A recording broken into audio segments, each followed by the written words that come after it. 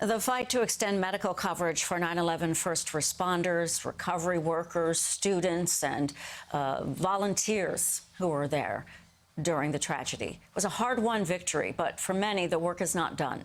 FDNY firefighter Ray Pfeiffer led the battle along with NYPD officer James Zadroga and NYPD Detective Luis Alvarez. Together, they lobbied Congress for permanent funding of the September 11th Victim Compensation Act. Pfeiffer did not live to see President Trump sign the bill into law on July 29th. His family was there, though, at the ceremony in Washington. Ray Pfeiffer turned the loss of 9/11 into a mission. He created a foundation to help first responders and their family with expenses not covered by insurance. His message of giving back and paying it forward lives on. Rob Serra joining me now. He is retired from the FDNY. Hello, Rob. Thanks. Hi. Thank you for being here. So glad you're here. And a volunteer with the foundation. And you're here to tell us about how this mission continues. Yes. A lot of work. Unfortunately, like most medical insurance companies, not everything is covered. So we step in to cover things like motorized wheelchairs, home hospital beds, hospice care, oxygen tanks, all the quality of life things that really help people out, you know. You were there in Washington. At one interview I heard with you, you'd been 5 times, but that was before. So you must, that was like halfway through or something. Yeah, probably about 20 times. 20 times. Yeah. 20 times. And you too, tell me about your physical condition. You're dealing with the after effects. Yeah, I have several 9/11 related illnesses. I had sinus polyps initially. I had to have surgery to have those removed. I have peripheral neuropathy and fibromyalgia, which they believe are caused by thyroid nodules. There's a lot of people dealing with autoimmune-related issues, so walking is difficult for me. So when I did those 20 trips to Washington, I was actually using Ray Pfeiffer's wheelchair that his family was gracious enough to give to me. So we have, I saw on your Instagram the wheelchair, and that he used it, and someone else before him used it.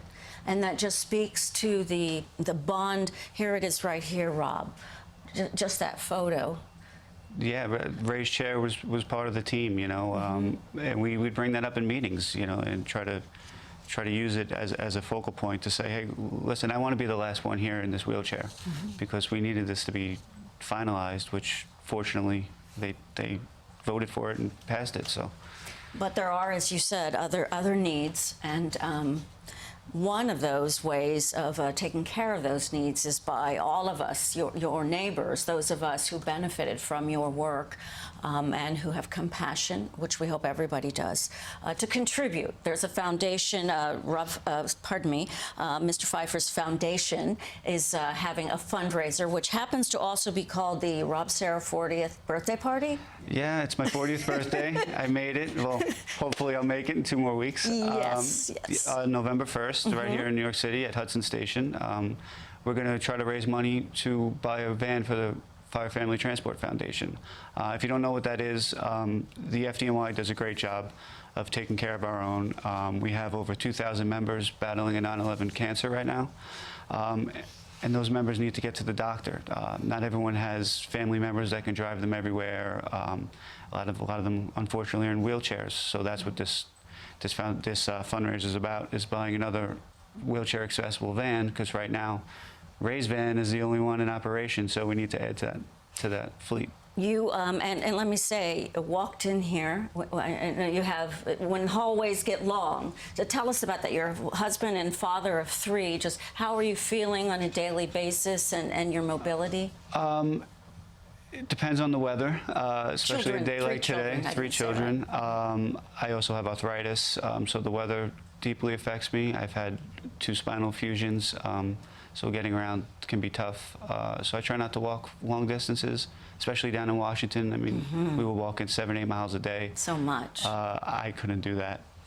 So I could make it, you know, maybe 1,000 feet or so, but after that, my body starts to give out. So. And your children, you were telling me before, your eldest daughter is in a play, plays Fiona in Frozen, right? Elsa. Elsa. This shows how I, who have no children, cannot remember these. That's Shrek. You're thinking of a different Daddy, movie. good for you. No, you corrected me. Right? How do you keep up with all that stuff? I right? don't know. It's tough. Oh, I'm happy for them too. Can we talk a little bit more about Ray Pfeiffer and your bond with him? Yeah, Ray and I met at a press conference back in 2015. I had just been advocating online. I didn't know any of the people who were in the fight, and I met Ray, and he took me right in. He introduced me to John Field, and they started bringing me on trips. And I eventually worked my way up in the foundation to a team leader, which was great. But yeah, Ray was one of the nicest people I've ever met. He was dying for 9 years, and every time he asked me how he was doing, he'd say he's fine. Or he'd laugh and say, I'm dying. What do you think? You know, so he dealt with it in the best way possible, which I think is why he lasted so long, because he had a positive outlook. And that's what we try to give to people with the foundation, is a little bit of Ray's positive outlook, because that type of attitude goes a long way in healing. So I think that's why this foundation is important, not only financially to help out these first responders, but emotionally. You know, we have wives who've had to quit their jobs to stay home and take care of their husbands. We had one recipient, all he had to take care of him was his 18-year-old daughter, and she had to drop out of college to stay home and take care of him. So Ray wouldn't have stood for that. So that's why we try to carry that little piece of Ray on. You know, we want his daughter going to college. We want to get him the home hospice care he needs. You know, so Ray was great. I don't think there's enough words to describe the type of person he was. When you started with the FDNY, I mean, you had just finished the academy on the 10th, right? Yeah. And your first day was September 11th, 2001. But you were going to try out for the hockey team or something with the FDNY hockey team? I was off that day. Fortunately, that's why we didn't lose any members of the hockey team, except a retired member, Chief Ray Downey. Yeah, so I was on my way to drive to Long Island to try out, and I saw the buildings on fire from the Verrazano, and immediately went home and got my gear. So it was not the way I wanted to start my career. I was filled with excitement. I was 21, you know, I was ready to go, and you know, everything just changed in that instant. You and others were mustered. You gave blood at some point. Yeah, I was mustered up at the Staten Island ferry terminal, and they came around looking for O-negative blood.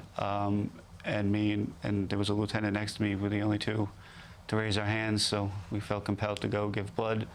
So it took me a little longer to get down there after that, but eventually made my way. Your illness, your signs didn't come until about 2012, so you did serve, of course, valiantly. I retired in 2012. I had my sinus surgery in 2010. I tried to go back to work, but I kept getting infections and kept getting sick, so they wouldn't let me do it anymore.